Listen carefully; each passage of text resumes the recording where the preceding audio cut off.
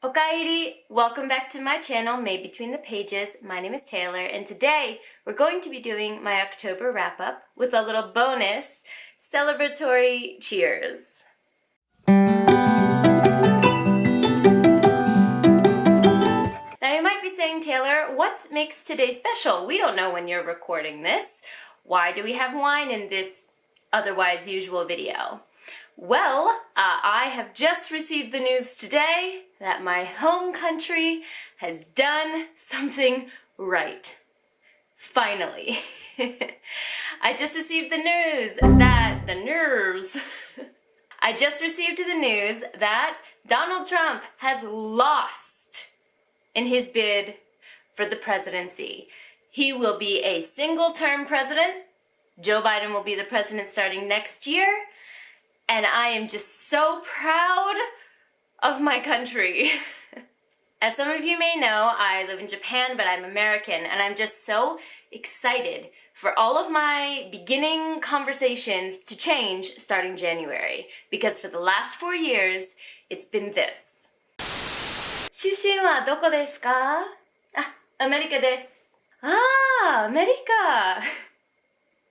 トランプどう? No! God! Every conversation. Every single one. For the last 4 years. And I'm just happy to be able to say goodbye to that experience. So fucking cheers, America, to finally taking a stand for what is good and what is right. Now that we got that special little celebration out the way, let's get started with the books. I read 6 books in October, and I'm happy to say that all of them were either 4 or 5 stars. The first book that I read is The Deep by Rivers Solomon. Now, when I first read this book, I read it via audiobook, but I knew when I was just a small portion of the way into this book, I wanted to have the physical copy. Now, this little, tiny, beautiful hardcover was pricey, but it's definitely worth it because I really want to consume this as a physical medium, not just an audio medium. The first thing that I have to say about this book is that one read through is not enough. There is so much contained in this tiny volume that you just need more than one time through to really get everything that Rivers Solomon is trying to say, I think. This book was actually inspired by a song. I don't remember the artist who created it right now, but I'll be sure to link it down below. And the emotions that that song evoked, combined with an idea that Rivers Solomon had for a story, kind of combined to make this atmospheric read. This is about a community of deep, deep sea mermaids who live in the deep, dark depths of the ocean where there's like no light. And these mermaids are the descendants of pregnant slaves who were thrown overboard on the journey to the Americas because they were too much effort to take care of. So the slavers figured, why should we keep them? So this is the story about what if those children were born in the sea and brought up in the sea. And how would that manifest? Among these mermaids, there is one historian who is in charge of remembering the past for the collective group.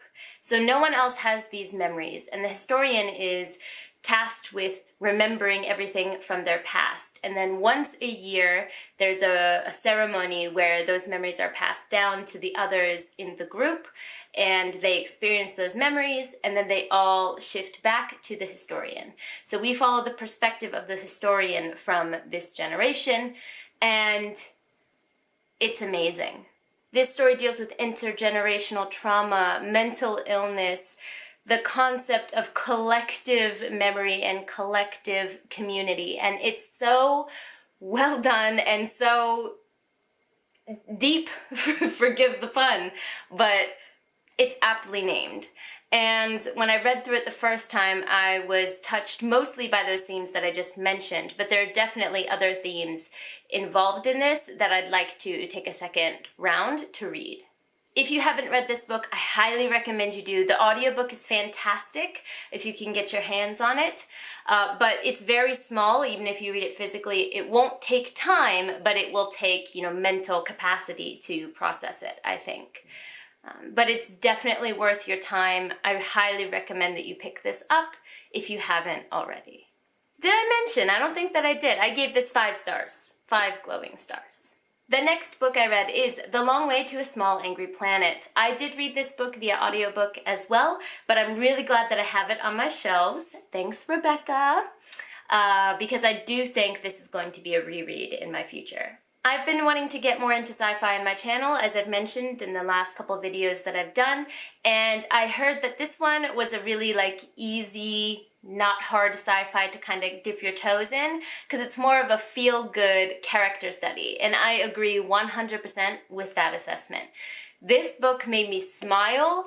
It was about human connection, understanding those different from you, and being able to have empathy and sympathy with people who don't necessarily share your worldview. And I think this is a book that we all really fucking need right now. This was adorable, it made my heart happy, and it kind of gives you hope for the future. This book is set in the future where humans live off of Earth and they interact with all different alien species all over the galaxies, and it's a very futuristic world. This follows our main character, Rosemary, who is a human from Mars, and she gets a internship or her first job on this ship that creates wormholes in order to... Wormholes? Black holes? I need to get more into sci-fi. The thing that transports you from one galaxy to another. And so she gets a job on this ship with multiple different alien species working on it together. And it's about her exploring the galaxy and figuring out what exactly coexisting with other species is like. The representation in this book is also fantastic. There are people from not just all across different alien spectrums, but across all sexual orientation, gender spectrum, outward presentation, you name it, it's probably in this book. The third book that I read in October is A Song of Wraiths and Ruin. I've mentioned on my channel before that this was so kindly gifted to me by Tammy over on Tammy Tries to Read, and I finally got to it. This is about our two main characters, Malik and Karina. Karina is the princess in this fantasy society that we're in, and Malik is the bottom of this society. He is shunned by almost everyone, and his race is not accepted. Malik is just one big Cinnabon... Whoop. Malik is just one big Cinnabon character. He is so sweet and soft, and I just want to protect him at all costs. But his story really takes off when his little sister accidentally makes a deal with a spirit. And in order to get his sister back, he has to do what this spirit requires of him, which in this case is to kill the princess, Karina. Karina has a lot on her shoulders as her mother is very demanding and the entire weight of her society is resting on her, but she's not really into that, and that's not really what she wants for her life in the beginning of this story. So it's about those two lives meeting together, and it was a really, really good YA fantasy. I really enjoyed the mythology aspect of this book. The world building is really based on the mythological stories in this world, and I'm a mythology nerd. I love it. So that aspect of this book was really, really enjoyable for me. I also thought that the character development and the character relationships were really, really well done, and that PTSD and other mental illnesses were really handled with care and with a skilled hand in this book. And I think that that needs to be a more present thing in YA fantasy. So I really enjoyed seeing that done so well here. And these things weren't seen as weaknesses either. They were just seen as a part of a character. And I think that that's also really, really important to show people. I did end up giving this book 4 stars, and that one lost star for me comes from the magic system. I'm a fantasy nut, and I do typically read adult fantasy. Now, YA fantasy is wonderful, and I do think that it can be extremely enjoyable. But for me, someone who is a detail, hard magic system fantasy lover, I felt like the magic system didn't go enough in depth for me. For some people, that might pull them out of the story because they're not into it to spend all that time learning the nitty-gritty, you know, of the magic system. But for me, that helps immerse me in the story. And so I found myself kind of being pulled out of the story like the opposite and thinking, well, this doesn't really make sense with what I was told before, so how do these two things work together? There were multiple types of powers, and I'm over here like, how do these powers come from the same source? You know, how do they interact together? And so I think that it was just not quite deep enough for my taste. But that doesn't take away from the other parts of this book that were done wonderfully. So overall, I gave this 4 stars. The next book I read in October was Onyx. The first book, no, that's not it. Obsidian. Whoops. The next book I read in October was Obsidian, the first book in the Lux series. Now look, listen. I'm gonna need to pour myself a little more wine to prepare myself for defending this series. 2 shots of vodka. Listen, I know this book is ridiculous. I went into it with that expectation. This was part of my Retro Reads BookTube challenge that I do every month, where I grab a book out of the cup behind me here, and I read a book that was really popular on BookTube before I entered BookTube, so over 5 years ago. And this was the one that I picked for October. So I went into it kind of expecting outdatedness and maybe not to live up to, you know, current expectations. But listen, I loved this book. It gave me the same kind of like surprise love feelings that I had for the Remnant Chronicles, which inspired this whole series on my channel in the first place. The main difference for me in this book, as opposed to other paranormal romances, was the main character, Kat. She is like self-aware of the story that she's in. So she's written as a book lover character that reads the type of books that she herself is in. So it's kind of almost like bookception. And there are multiple times where she calls out Obsidian for doing the ridiculous things that are in books.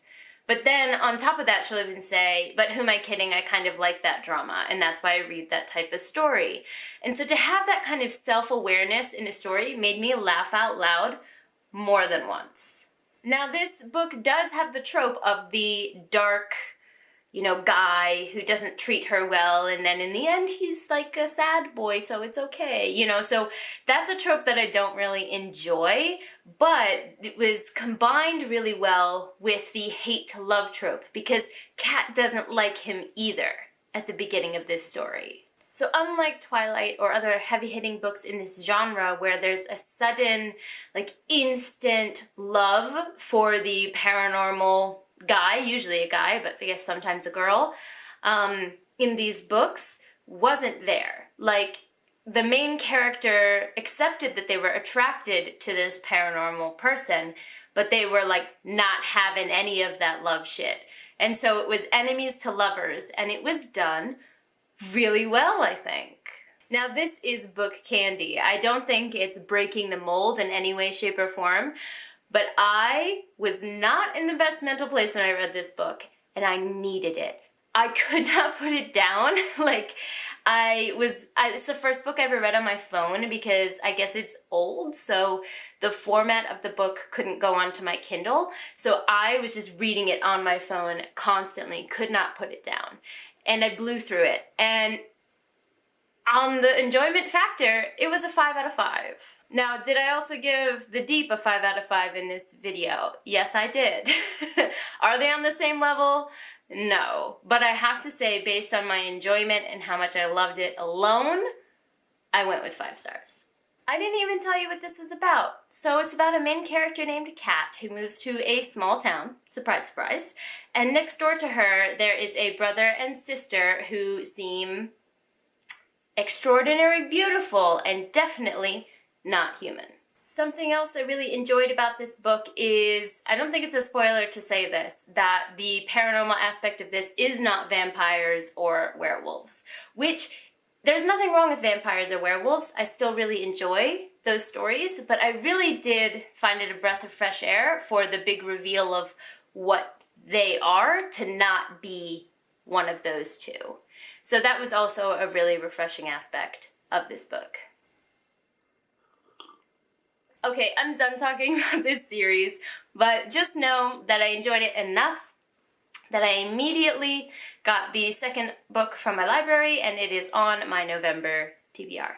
We've got 2 more books to go through here. The next one is The Year of the Witching. This one I was super hyped for, and it did not disappoint. I've actually ordered myself a hard copy. It hasn't arrived yet, but I liked it enough to order it to come here to me, so you know that's a big deal. Plus, the cover is absolutely stunning. How can you not want to have that on your shelves? This book is kind of a historical fiction featuring our main character, Emmanuel, who's a Black woman living in a colonial type, extremely Christian community. This community is run by the prophet, whose word is law, and the men in this community are the ones who hold the real power. Not to say that current society is much different in that regard, but a little more extreme in this book. Women are not supposed to read, they're not supposed to write, and they're not supposed to have agency, essentially, within this community. There's a dark wood next to this town where the dark forces are said to live, specifically the witches. There are 3 witches, or 4 witches, that were apparently defeated in the past. And their spirits are supposed to live in the woods. And they lure sinners into the woods and take them away, and they never come back. However, Emmanuel starts to get a pull towards these woods, and she's not exactly sure why, until she's able to have access to her late mother's diary, which reveals a lot about what actually happened to the witches. This book was perfect for October. Atmospheric, creepy. I loved that the witches in this book weren't like ethereal, walk on rainbows type of witches. They were creepy, they were not all good, and they were powerful. And I loved that the contrast between the 2 main power structures, the religious structure and the dark wood, neither of them was correct, and there was a morally gray aspect to this book. And I loved watching Emmanuel figure out who she was through navigating between these 2 power structures that she was born under. This book was bloody and gory, and the build-up to the final conflict was fantastic. However, I ended up giving this book 4 stars because of the pacing at the end. Emmanuel makes a choice during this book, which I'm not gonna divulge, keep this spoiler-free, but she makes a choice, and she's given so many chances throughout the last 30% of this book to go back on that choice, and she chooses to ignore those things many times. And it's this process of getting a chance and then deciding not to take it is repeated so many times that I was like, can we move on? We know that this is gonna end up in this situation. So can we just fast forward to this situation? I also think that the finale itself was fantastic. So kind of thinking about it, this book is probably more a 4.5 than a 4-star for me, because the pacing was the only thing that really held it back. And I think, I always do my reviews right after reading because I don't want to forget any of the details. And I think I still had a little of that leftover kind of pacing annoyance when I gave it 4 stars. But I think this is a 4.5 for me, because besides that little frustration, getting to the end was also really well handled and well done. So yeah, I think this book is a 4.5 stars, and I would highly recommend it. The last book on this list is Jade War. For those of you who have been around my channel, you know that Jade War was one of my most anticipated books to read, and I did receive it physically about 2 months ago now. And it's very rare that an anticipated book takes me that long to read. However, this book's reading time corresponded with a lot of changes in my life, starting a new restaurant, a new company, changing jobs, visa things, marriage things. So there was just a lot going on where I didn't have time to actually physically sit and read a heavy hardback very often. And I didn't want to read this book in any other format. Not that any other format is better, but for me, I wanted to experience this world specifically that way. I finally finished it though, and no one is surprised, but it's 5 stars. If you can't tell, I tabbed the living crap out of this. And I love it. The political machinations and cultural bases that were built in the first book are so well expanded upon in the second installment. The stakes are exponentially increased in this book. So while Jade City was focused mainly on Janloon and the country of Kekon, Jade War is focused on that country's relation to the rest of the world. And it's done so well, and it was set up beautifully in Jade City to have different characters in different parts of the world to be able to give that perspective. I'm not going to get into any specific details because this is a sequel and this is not an individual review. If you want an individual review for the first book in this series, Jade City, I'll be sure to link it up above. But this series is one of my top 3 fantasy series of all time. I'm obsessed with the Greenbone Saga.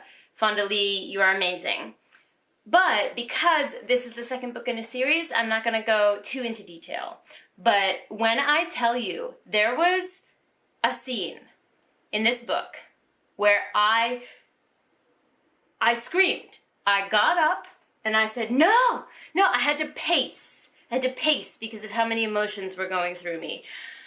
I was so upset. And there is one character now because of this action that I'm not sure is redeemable for me. I'm struggling with it. And the fact that I'm struggling with it is amazing because this action was so wow that there has to be a lot of other reasons to like this character to be able to struggle and not just write them off. And I'm in that struggle phase, which is a testament to Fonda Lee's writing. So this book was fantastic. I cried, I screamed. It took me a long time to get through, but every time I sat down to read it, I enjoyed every second of it. So if you haven't read Jade City or Jade War, I'm begging you, please do it. That concludes my October wrap-up. I hope you enjoyed it. If you've read any of these books, let me know what you thought. Do you agree with me? Do you disagree with me? You know I'd love to have conversations with you down below. But for now, I'm gonna head out. Jenny!